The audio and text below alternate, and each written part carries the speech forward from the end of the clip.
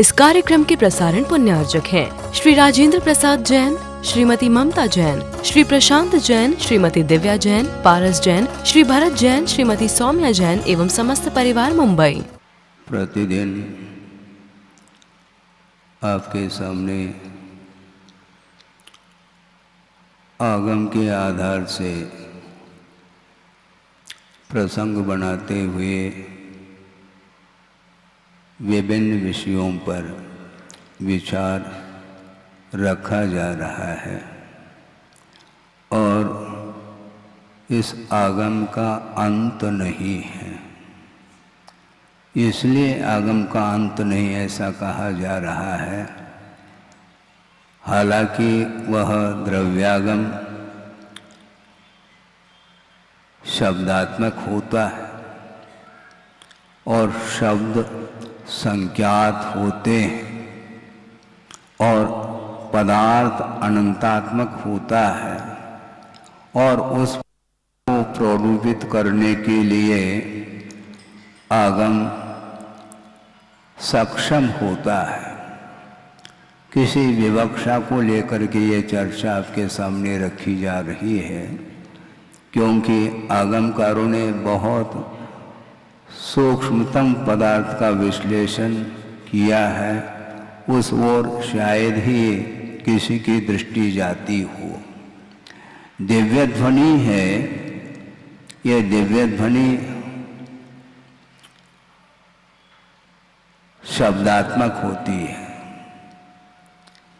और शब्दों के माध्यम से वह वस्तु तत्व की प्ररूपणा वह दिव्य ध्वनि कर रही है। किंतु ये ध्यान रखें, केवल ज्ञान का विषय जो होता है वह अनंतात्मक होता है। केवल ज्ञान क्षय ज्ञान माना जाता है। मूर्ता चेतना चेतनात्मक पदार्थ को जानने की क्षमता उसके अंदर है और इतना ही नहीं, उस द्रव्यगत जितने भी अनंतानंद गुण हैं, उनकी जो अवस्थाएं हैं, उन सबको एक साथ और एक समय में क्रम नहीं, वह क्षय ज्ञान क्रमिक नहीं होता, वह अक्रम जान लेता है। कोई भी केवल ज्ञान उत्पन्न होने के समय पे जो पदार्थ उनके केवल ज्ञान का विषय बन रहा है, अनंतर समय में उन्हीं पदार्थों को वो जान रहे हैं। उनके लिए कोई नया नहीं है, कोई ऐसा पदार्थ अवशिष्ट नहीं रहता जो ज्ञेय के रूप में हो, किंतु प्रत्येक समय उन्हीं पदार्थों को वो जानते हैं जिसको जान चुके हैं, क्योंकि अति समयवर्ती अनंत अवस्थाएं व्यतीत हो चुकी हैं। उनको भी और अनागत यानी भविष्यत में जितने भी पर्याय उत्पन्न होंगी, उन सब को वो केवल ज्ञान के माध्यम से जान रहे हैं। इसलिए एक समय में उन्हें ज्ञान उत्पन्न हुआ, मात्र रिपीट हो रहा है, पुनरावृत्ति हो रही है, क्योंकि वह अक्रम ज्ञान माना जाता है। किंतु केवल ज्ञान होने के पूर्व में जो ज्ञान की परिणति है वह क्रमिक परिणति है। क्रम क्रम से पदार्थ को हम जानते हैं। समझने के लिए आपके पीठ के पीछे कोई पदार्थ है, उसका बोध आपको हो रहा है क्या? नहीं हो सकता, क्योंकि वह सामने नहीं है। आजू बाजू और ऊपर ये जितनी भी दिशाएं हैं, उन दिशाओं में बहुत सारे पदार्थ उपस्थित हैं, किंतु उसका बोध छद्मस्त अवस्था में नहीं हो पाता। आपके पास कितनी आंखें हैं? दो है ना। दोनों आंखों के माध्यम से विपरीत दिशा में उपस्थित जो पदार्थ हैं उनको आप जान सकते हैं एक साथ। इधर देखेंगे तो एक आंख के द्वारा नहीं देखते, किंतु ये आंख सपोर्ट दे देता है, यूं कर देते हैं, और एंगल को भी घुमाना पड़ता है। ये छद्मस्त की परिणति है। आप किताब खोल करके पढ़ रहे हैं, आपकी दृष्टि उस ग्रंथ में है और ग्रंथ में कितनी लाइन है ये भी आपको ज्ञात है, किंतु क्रम से गिनना पड़ेगा। और पढ़ते समय एक अक्षर की ओर जिस समय आपका उपयोग रहता है, वो समय अन्य जितने भी उत्तरवर्ती जो अक्षर हैं उस ओर आपकी दृष्टि, आपका उपयोग नहीं रहता है, किंतु महसूस करते हैं आप बहुत स्पीड से बोल रहे हैं अथवा पढ़ रहे होते हैं, क्योंकि यह प्रशिक्षण का प्रभाव है। प्राथमिक भूमिका में छात्र जो पहली कक्षा का है अथवा उसके नीचे भी जो भूमिकाएं हो सकती हैं, तो उस कक्षा में वह पढ़ता है, वो जिसको वर्ण वाला बोलते हैं, तो एक एक अक्षर का ज्ञान उसे कराया जा रहा है क्रम से। ककड़ी का क, और वो ककड़ी और लिखना पड़ेगा ताकि उसके माध्यम से उसको बोध हो सके। तो इस प्रकार कोई न कोई सपोर्ट के लिए विषय दिया जाता है, सचित्र भी पढ़ाई होती है। तो ये क्रमिक ये पढ़ाई माने जी, ज्ञान जो हो रहा है छद्मस्त अवस्था में वो क्रमशः होता है। और दिव्य ध्वनि में जो भी विषय आया है वह अपने आप में अनंतात्मक नहीं आया, क्योंकि अनंत का ज्ञान शब्दातीत होता है और शब्द के माध्यम से जो भी पदार्थ का ज्ञान हो रहा है वह सीमित पदार्थ का ही ज्ञान होता है। मैं आपकी दृष्टि उस ओर ले जाना चाह रहा हूं कि आगमकार क्या कहना चाहते हैं। कथ्य और अकथ्य ये दो चीजें हैं। कथ्य का अर्थ होता है कथन के योग्य, कथयितुम योग्य कथ्य, जो कथन के योग्य नहीं है वह अकथ्य माना जाता है। अब समस्या ये है दिव्य ध्वनि में जो भी विषय आया है वह सारा कथ्य नहीं। आपके लिए नया विषय हो सकता है। दिव्य ध्वनि में जो विषय आया है वह सारा का सारा कथ्य नहीं है, उसका अनंतवा भाग ही वह कथन में आता है। तो बाकी का विषय कथ्य नहीं है क्या महाराज? वह छद्मस्त के द्वारा कथ्य नहीं है। वैसे कथन ही करने योग्य है, किंतु वह गणधर परमिष्टि के द्वारा भी वह विषय कथन करने योग्य नहीं है। वो अकथ्य है ऐसा नहीं, गणधर परमिष्टि के द्वारा कथ्य नहीं, क्योंकि कथन करने में जो आ रहा है वह द्वादशांग के भीतर आता है। पन्नव निजा भावा अनंत भागम तो अनविलप्पानम, पन्नव निजानम पुनः अनंत भागो सुध निबद्धो। श्रुत में जो निबद्ध होता है वह अनंतवा हिस्सा होता है। यानी दिव्य ध्वनि में जो भी विषय आया है वह सारा का सारा विषय श्रुत में निबद्ध नहीं हो सकता। इसका अर्थ यह है वह कथन करने योग्य होते हुए भी वह श्रुत में उसको बांधा नहीं जा सकता। इसको बोलते हैं श्रुत निबद्ध और श्रुत में अनिबद्ध है। और अकथ्य का अर्थ तो बहुत, जो कथन करने योग्य है उसका अनंत बहुभाग प्रमाण वह कथन करने योग्य नहीं है। इसलिए गुरुदेव ने एक बार कहा था कि गणधर परमिष्टि को भी जिज्ञासा होती है। ध्यान रखो, सुन रहे हैं आप? मध्याह्न में जिज्ञासा समाधान आप करने के लिए हम बैठ रहे हैं, हम समाधान दे रहे हैं और आप जिज्ञासा रख रहे हैं। द्वादशांग की रचना करने वाले, आगम की रचना करने वाले वो रचनाकार गणधर परमिष्टि हुआ करते हैं, किंतु उनके लिए भी पदार्थ के विषय में जिज्ञासा उत्पन्न होती है और उसका समाधान संभव नहीं। अब क्या करेंगे? समाधान कौन कर सकेंगे? भगवान भी नहीं कर सकेंगे। ये ध्यान रखो। महाराज आप क्या कहने जा रहे हैं? बिल्कुल ठीक कह रहा हूं, क्योंकि भगवान केवल ज्ञान के माध्यम से अनंत पदार्थ को जान सकते हैं, किंतु प्ररूपना जो होगी वह शब्दों के आधार से होगी। इसलिए शब्द सीमित है, इसलिए अनंत का कथन करना संभव नहीं है। इसलिए आपके सामने उपदेश देने के लिए हम बैठे हैं और आप सुनने के लिए बैठे हैं। जो उपदेश देने में वह विषय आएगा वह बहुत अल्प मात्रा में आता है। कई लोग कहते हैं महाराज हम तो अल्पज्ञ हैं, तो हम क्या सर्वज्ञ है क्या? आप तो अल्पज्ञ है और हम भी अल्पज्ञ है, ये ध्यान रखो। सर्वज्ञ यहां पर कोई भी नहीं है, और जो सर्वज्ञ होते हैं वह पदार्थ को जानते हैं। पदार्थ का प्रतिपादन सर्वज्ञ भगवान नहीं कर सकते, किंतु व्यवहार से कथन करने में आता है। अस्य मूल ग्रंथ करता श्री सर्वज्ञ देवाहा।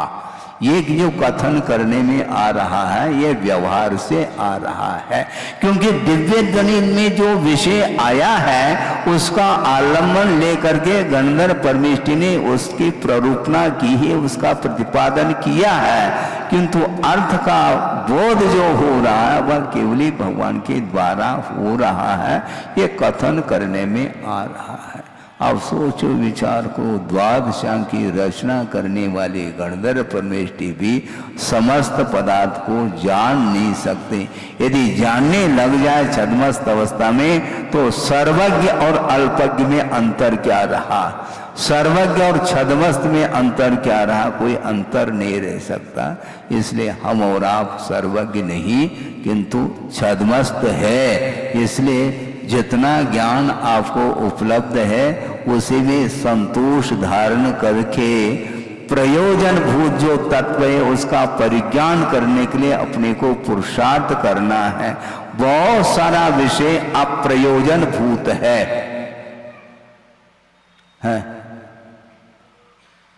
सबको क्षोभम हो सकता है क्या? नहीं हो सकता है।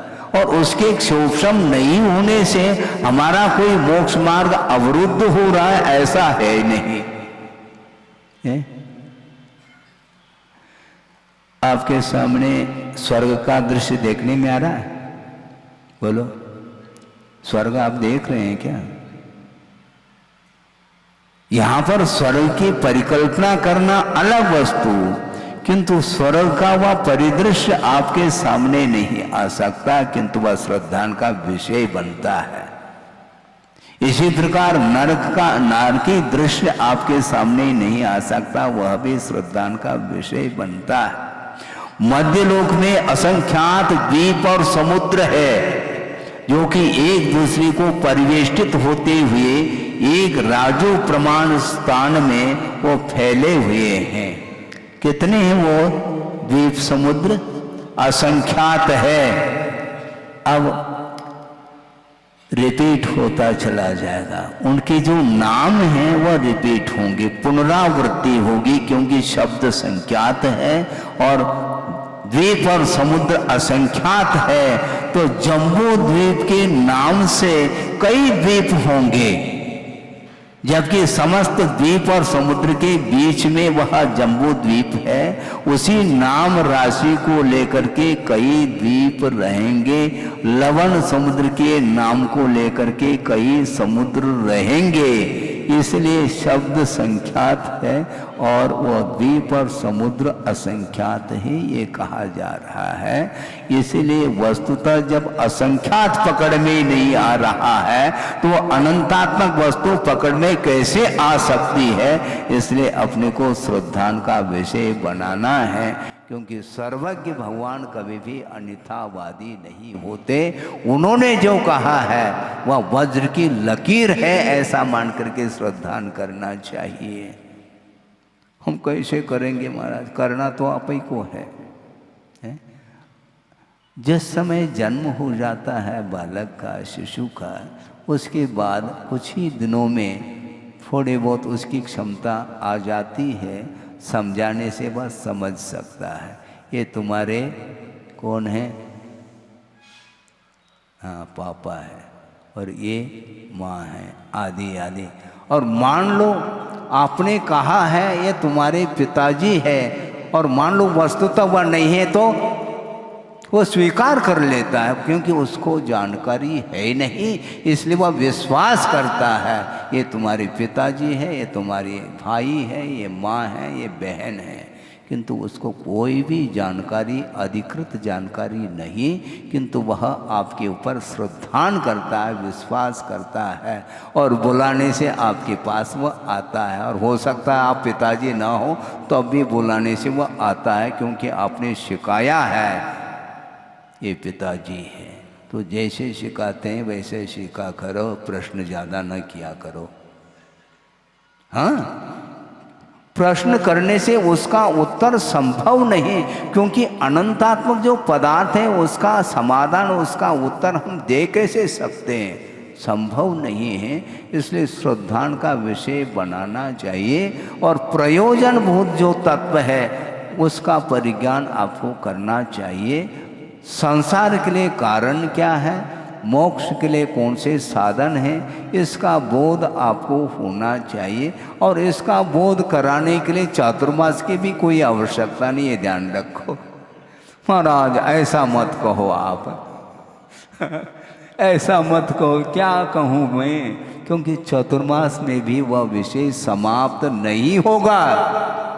कई चतुर्मास कर लो, उसके बाद भी विषय का अंत नहीं आ सकता है। इसलिए प्रयोजन भूत तत्व को फोकस बनाना चाहिए। आत्म तत्व का परिज्ञान हो गया, और आत्म तत्व से पृथकभूत जो पदार्थ हैं उनका स्वरूप का परिज्ञान हो गया मोटे रूप से, तो बस हमारा मोक्ष मार्ग प्रारंभ हो जाएगा। श्रद्धान करना बहुत कठिन होता है, एक दूसरे के ऊपर विश्वास रखना बहुत कठिन होता है। वर्तमान में प्रत्येक व्यक्ति आसानी से एक दूसरे के ऊपर विश्वास नहीं करता। हम ये पूछना चाहते हैं, बालक आया है पिताजी के सामने और वह नोट का बंडल लाया है और दे देता है, पिताजी को विश्वास नहीं होता, वो गिन करके ले रहा है। क्या भरोसा, क्या भरोसा बालक के ऊपर, मतलब आपके अपने बालक के ऊपर भी विश्वास नहीं है, दूसरे के ऊपर विश्वास रखना तो बहुत दूर की बात है। मित्र के ऊपर भी विश्वास करना बहुत कठिन हो जाता है। और अनेक दूरवर्ती जो अड़ोस पड़ोस के लोग हैं उनके ऊपर विश्वास रखना अत्यंत कठिन होता है, किंतु क्योंकि उसमें संसार की वह दशा है, और संसार में विश्वास करना कैसा संभव है, क्योंकि उसकी परिणति स्थिर नहीं है। कभी कुछ बोलता है, कभी कुछ बोलता है, भीतर कुछ परिणाम रखता है, बाहर कुछ बोलता है, उसकी सारी क्रियाएं सहज नहीं होती, असहज रहता है। इसलिए विश्वास नहीं होता, कोई भरोसा नहीं होता है। और भरोसा यदि होता है तो वह नवजात शिशु के ऊपर भरोसा होता है, क्योंकि उसके अंदर कोई भी फितूरी नहीं आई है, संसार का प्रभाव उसके ऊपर नहीं पड़ रहा है। इसलिए यथा जात तथा जैसा उत्पन्न हुआ है, जैसे उसकी बाहर की परिणति उसी प्रकार उसकी भीतर की परिणति है। उसके अंदर कोई भी संकोच नहीं है, वो जानता ही नहीं है संकोच क्या होता है। हमने पहले भी एक बात शायद कही होगी, सभा भी नहीं कही हो तो कह देता हूँ। एक ब्रह्मचारी थे और किसी महाराज ने आचार्य महाराज के सामने कहा कि महाराज ये ब्रह्मचारी बहुत मंद कषाई है। वह ब्रह्मचारी पूछने लगा, महाराज मंद कषाय का अर्थ क्या होता है, मतलब इस मंद कषाय का क्या अर्थ होता है यह भी ज्ञान नहीं, इतना मंद ज्ञान है उसके अंदर। सोचो, विचार करो, इसको बोलते हैं यथाजात। भीतर कोई भी बाहर का प्रभाव नहीं है। प्रत्येक पदार्थों के बीच में रहना अलग वस्तु, किंतु उससे प्रभावित नहीं होना, यह मोक्ष मार्ग की ओर बढ़ने के लक्षण माने जाते हैं। प्रभावित नहीं होना चाहिए। जो प्रभावित नहीं होता है वही प्रभावना कर रहा है, ऐसा मैं मानना चाहता हूँ। और गुरुदेव का भी यही कहना रहता है कि बहुत अल्प समय है और अनंतकालीन जो संस्कार है उनको डिलीट करने के लिए, उनको समाप्त करने के लिए प्रत्येक समय आत्मा की ओर ही दृष्टि रखी जाती है, तब कहीं जाकर के पदार्थ का प्रभाव समाप्त हो जाता है। देखते हुए भी पदार्थ से प्रभावित नहीं होना बहुत बड़ी साधना है। वो आंख मेच करके बैठा नहीं साधक, बहुत प्रौढ़ साधक है। वो देख भी रहा है तो उसकी दृष्टि स्वरूप की ओर है, ऊपरी पर्याय की ओर है ही नहीं। इसलिए उसका मन विकृत नहीं हो सकता, किंतु आप प्रयोग करेंगे तो निश्चित रूप से आपका मन विकृत होगा। इसलिए प्रारंभिक भूमिका में आचार्य कहते हैं जिस किसी भी पदार्थ का आलम्बन लेकर के ध्यान नहीं करना चाहिए। पंच परमेष्टि का आलम्बन लेकर के ध्यान संभव है, नहीं है तो आपका मन गाफिल हो सकता है। क्षमता है नहीं। पश्यन्नपि न पश्यति। जो व्यक्ति मुड़ मुड़ करके देख रहा है वह पश्यन्नपि न पश्यति कर सकता है क्या? वो संभव नहीं है वो, क्योंकि उसके अंदर इच्छा है देखने की और राग के साथ देख रहा है, इसलिए वह अपने आत्मा के भीतर नहीं आ सकता। और आत्मा के भीतर आने में व्यवधान कौन उपस्थित कर रहा है? तो मात्र पौद्गलिक तत्व व्यवधान उपस्थित करता है। 5 इंद्रियों के जितने भी विषय हैं वे ही आपको आत्म तत्व तक पहुंचाने में बाधक सिद्ध हो रहे हैं। वो पहुंचा नहीं सकते आपको, आप भूल जाएंगे। हैं? होता है क्या नहीं? हम बता रहे हैं उदाहरण के रूप में, प्रायः होता है। आप लोग बाजार जाते हैं, मान लो सब्जी मंडी गए हैं, और जिस चीज़ को खरीदने के लिए आप गए हैं और वहाँ पर कोई दूसरी चीज़ देखने में आती है तो उसी को खरीद लेता है वो, और मेन जो खरीदने के लिए गया वो भूल जाता है। ये आकर्षण माना जाता है। यही होता है। जिसको हम ग्रहण करना चाहते हैं वह साइड में रह जाता है, और आकर्षण होने के कारण वह खरीद करके आ जाता है। तो घर वाले पूछते ये क्या कर दिया तुमने? हाँ, कुछ नहीं किया, आकर्षण का यह स्वरूप है। यूं होता है, वह प्रयोजन को भूल जाता है, वह अनावश्यक चीज़ों की ओर उसकी दृष्टि जाती है और ऐसा सोचता है कि क्या भरोसा, कोई उठा ले इस चीज़ को खरीद ले तो मैं वंचित रह जाऊंगा, इसलिए वह खरीद करके ले आता है। उसी प्रकार आचार्य कह रहे हैं जो प्रयोजन भूत तत्व है उस ओर दृष्टि रखना चाहिए।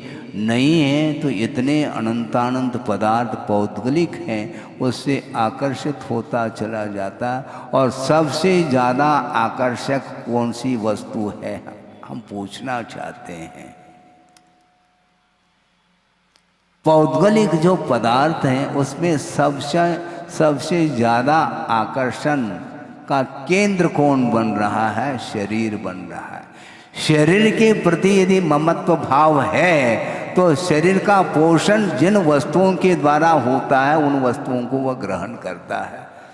लक्ष्य यह है कि शरीर का संपोषण करना है, शरीर को पुष्ट बनाना है। तो जिन वस्तुओं के द्वारा शरीर पुष्ट होता है उनको खरीदना प्रारंभ करता है और उसकी रक्षा भी करता है, क्योंकि शरीर की ओर दृष्टि उसकी हुई है।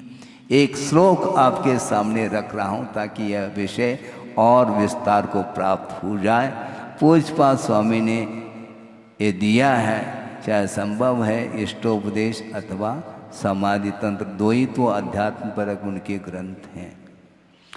उसमें उन्होंने एक श्लोक में बहुत भाव ऐसे दिए हैं, वो आपके सामने रख रहा हूँ कि साधक की कैसी दृष्टि होती है और संसारी प्राणी की दृष्टि किसकी मात्मक होती है, सारा चित्रण उस श्लोक में किया है। शुभम शुभम शरीरम दिव्यांश्च विषयान अभिवांछति। शुभम शरीरम दिव्यांश्च विषयान अभिवांछति। उत्पन्न आत्ममतिर्देहे तत्वज्ञानी ततश्च्युतिम, ऐसा कह रहे हैं। सुंदर शरीर को प्राप्त करने का भाव हो रहा है और अच्छे अच्छे पंचेंद्र के विषयों को प्राप्त करने का भाव उसके अंदर है। वह कौन व्यक्ति है? उत्पन्न आत्ममतिर्देहे, जिसकी मति उत्पन्न हुई है किसमें? शरीर में आत्मबुद्धि, शरीर में जिसकी आत्मा की बुद्धि उत्पन्न हुई है वही सुंदर सुंदर नवनवीन शरीर को प्राप्त करना चाहता है और उसके पोषण के लिए अच्छे अच्छे विषयों को प्राप्त करने की इच्छा उसके अंदर होती है। शुभम शरीरम दिव्यांश विषयान अभिवांछति। कौन? उत्पन्न आत्ममति ही, आत्मा की बुद्धि उत्पन्न हुई है। कहाँ पर? देहे, शरीर में जिसकी आत्मबुद्धि प्राप्त हुई है, उत्पन्न हुई है, वही व्यक्ति सुंदर सुंदर शरीर को चाहता है और उसके पोषण करने के लिए अच्छे अच्छे विषयों को भी बहुत चाहता है। किंतु तत्वज्ञानी ततश्च्युतिम अभिवांछति। जो तत्वज्ञानी होता है वह सुंदर सुंदर न शरीर को प्राप्त करने की इच्छा रखता है, न उसके पोषण करने के लिए जो वैश्विक सामग्री है उसकी इच्छा रखता है। वह उससे मुक्त होना चाहता है। ततः च्युतिम अभिवांछति। कहा? तत्वज्ञानी, जिसको तत्व का बोध हो चुका है, स्वरूप का परिज्ञान हुआ है, वह कभी भी इन पदार्थों को ग्रहण करना स्वप्न में भी नहीं चाहता। इस प्रकार पूज्यपाद स्वामी कह रहे हैं। आपको उन श्लोकों को पढ़ने के लिए भी आपका भाग्य नहीं है। समस्या ये जा रही है। लाइब्रेरी में आगम आपने सजा करके रखा है, किंतु उसको उठा करके पढ़ो भी तो कम से कम। महाराज हम क्या कर सकते हैं, वो सारे सारे ग्रंथ केवल आप ही के लिए हैं। ऐसा नहीं, आप भी कुछ कर सकते हैं। विषयों को पूर्ण तो छोड़ नहीं सकते हैं, किंतु परसेंटेज में कम किया जा सकता है। उसके प्रति जो आकर्षण बढ़ रहा है उसको कम किया जा सकता है। जो आसक्ति बढ़ रही है उसको कम किया जा सकता है। कम तो करो। जो अनंत आशा है उसको ब्रेक लगाया जा सकता है और एक तक सीमित रह सकते हैं। इसको बोलते हैं संयम। यह भी एक संयम ही है। एक जिज्ञासु ने जिज्ञासा रखी थी, वासुदा की बात है। तत्व चर्चा चलती थी, क्लास लेते थे एक प्रकार से। उस समय उन्होंने जिज्ञासा रखी, महाराज सुनते हैं, आगम में ये बात सुनने को मिलती है, पढ़ने को मिलती है कि सर्वार सिद्धि में जो अहमेंद्र होते हैं, जिनकी आयु 33 सागर की है और वे निरंतर तत्व चर्चा ही करते रहते हैं, अनुप्रेक्षाओं का चिंतन करते रहते हैं, वो द्वादशांग के पाठी होते हैं और ज्ञान इतना विस्तार को लेकर के हैं, तो क्या उनके पास तप हो सकता है? उनका भाव था, क्योंकि ज्ञान विनय, दर्शन विनय, चारित्र विनय आदि आदि विनय का प्रकरण आता है। तो वह स्वयं सम्यक दृष्टि है, क्षायिक सम्यक दृष्टि भी हो सकते हैं और द्वादशांग के पाठी हैं। तो ऐसी स्थिति में ज्ञान के प्रति विनय का भाव उनके अंदर आता है क्या? यदि आता है तो महाराज वो भी तप कहलाया फिर, क्योंकि अंतरंग तप में इसको लिया गया है। प्रायश्चित, विनय, वैयावृत्य, स्वाध्याय, विसर्ग, ध्यानानि उत्तरम। उत्तरम अर्थात आभ्यंतर तप 6 प्रकार का होता है, जिसमें प्रायश्चित भी एक तप माना गया है और विनय भी माना गया है। तो विनय वो करते हैं क्या महाराज? तो विनय करेंगे तो वहाँ पर भी तप हो जाएगा। आप समझना क्या चाहते हैं, मुझे बोलो आप, क्योंकि वो असही में है महाराज। वो तप कैसे करेंगे ये ध्यान रखो। तप बोलते किसको? जिसके माध्यम से कर्मों की निर्जरा हो, जिसके माध्यम से यथायोग्य सम्वर हो, उसको हम तप के कोटि में गिनते हैं। क्योंकि श्रद्धानात्मक भी तप होता है, ये ध्यान रखो। आप तप नहीं कर सकते, कोई बाधा नहीं, किंतु तप के प्रति जो श्रद्धान है, तप के प्रति जो विनय है, वह तब तक ले जाता है?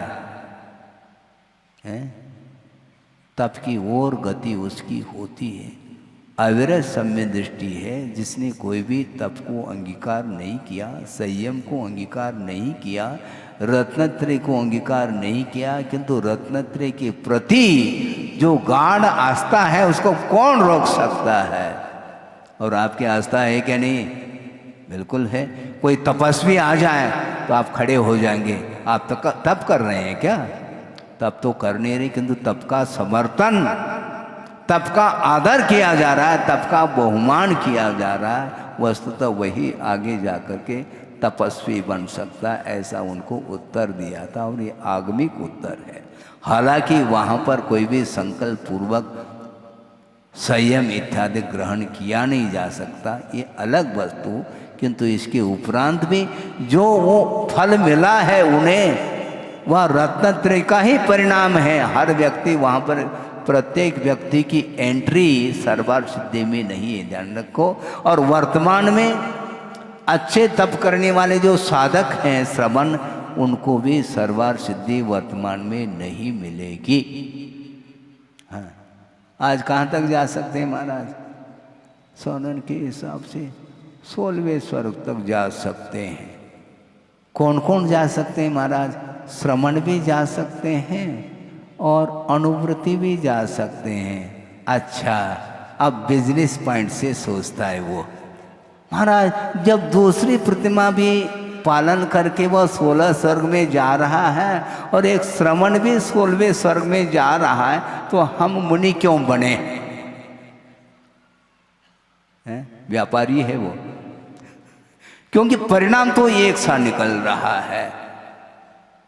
आप भी वहीं पहुंचेंगे, हम भी वहीं पहुंचेंगे। हम आराम के साथ घर में बैठे बैठे 2 प्रतिमा का पालन कर लेंगे और आपके पास हम आ जाएंगे दौड़ते दौड़ते। ये ध्यान रखो, हमें मात्र स्वर्ग को प्राप्त नहीं करना है, कर्म को काटना। ये ध्यान रखो, यदि कर्म को काटना चाहो तो आपको भी मुनि व्रत को अंगीकार करना पड़ेगा। आपकी शक्ति नहीं, कोई बाधा नहीं, किंतु बिजनेस पॉइंट से भूल करके भी नहीं सोचना चाहिए। उनके लिए उत्तर दिया था हमने, वो भी रह गए। महाराज आप भी कैसे कैसे उत्तर देते, निरुत्तर करते हैं भैया। प्रश्न आपने किया, उत्तर भी तुम ही देना चाहो क्या? मुझे उत्तर देना है तो तुम्हें तो निरुत्तर होना पड़ेगा। प्रश्न भी तुम ही करो और उत्तर भी तुम ही लिखो। क्या है ये मामला? क्या है? आप उत्तर लिखोगे, प्रश्न यहाँ से आएगा और वहाँ से प्रश्न है तो समाधान इधर से मिलेगा। है? एक बार आए कि महाराज आप मौन हैं क्या? हमने कोई उत्तर नहीं दिया, मुस्कान तो ले लिया। उनने सोच लिया कि महाराज आपका मौन नहीं है, बोल क्यों नहीं रही? हमने कहा मेरी कोई जिज्ञासा नहीं। हाँ, मेरी कोई जिज्ञासा नहीं है आपसे जो आपसे मैं बोलूँ। आपकी जिज्ञासा हो तो मैं बोल सकता हूँ समाधान देने की दृष्टि से। समाधान देने की दृष्टि से बोलना अलग वस्तु और निष्प्रयोजन बोलना अलग वस्तु। हम बोलेंगे नहीं आपसे, लेकिन आपसे हम नाराज भी नहीं, क्योंकि हम महाराज हैं।